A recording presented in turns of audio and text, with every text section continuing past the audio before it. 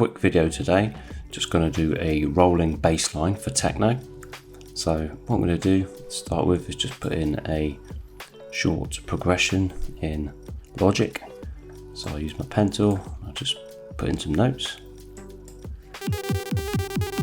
So I've just shortened a few of these notes just to have like that sort of 303 groove with the bass line. So I'm going to go down to analog basic MDC.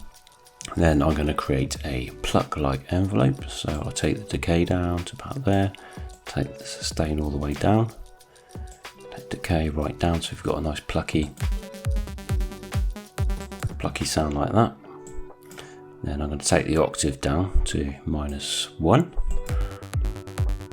So we've got quite a smooth wavetable with this particular preset, basic MDC, but I'm just going to modulate it on the start.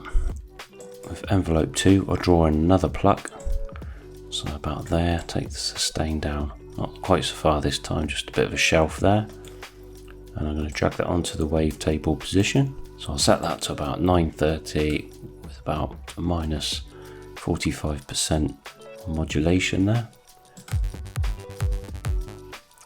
Now I'm going to activate the filter, and I set that to a MG low 24.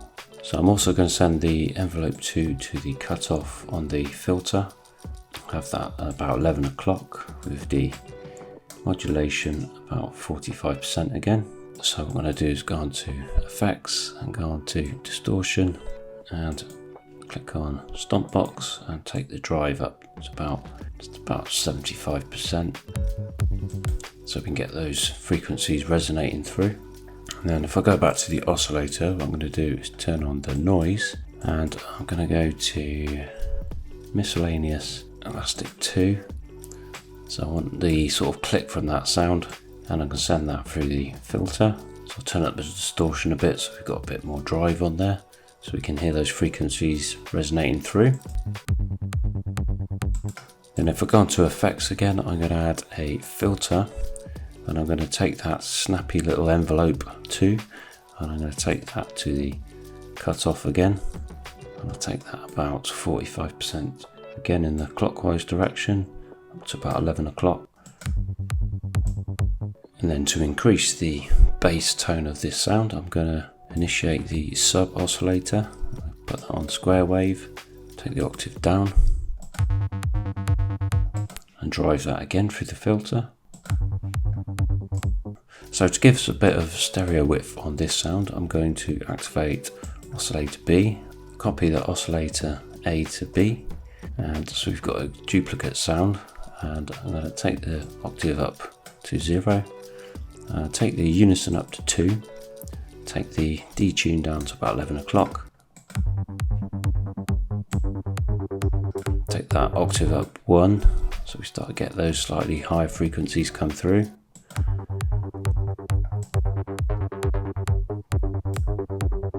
Play around with the wavetable position a bit. Quite a bit of a sweet spot there, so I'll keep it there. You can activate the key tracking to get the increased frequencies through there. And then if we move this filter cutoff around, we can get some quite nice frequencies opening up there. So what we could do is add an LFO to that. So we could go LFO 1, and we could take that to the cutoff and just reduce the catchment area down a bit, so it's about there. So that's too fast, so I'm going to take it off the BPM mode, and I'm going to take the rate down to about 15%, something like that. And then one important step is to add mono voicing on there. So we've got our basic sound now, so we could just play with it from there. We could add chorus, take the chorus after the filter, or we could add a delay.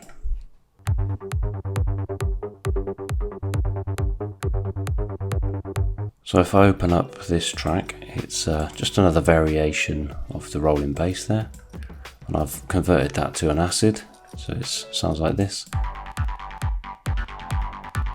but using the same principle we applied.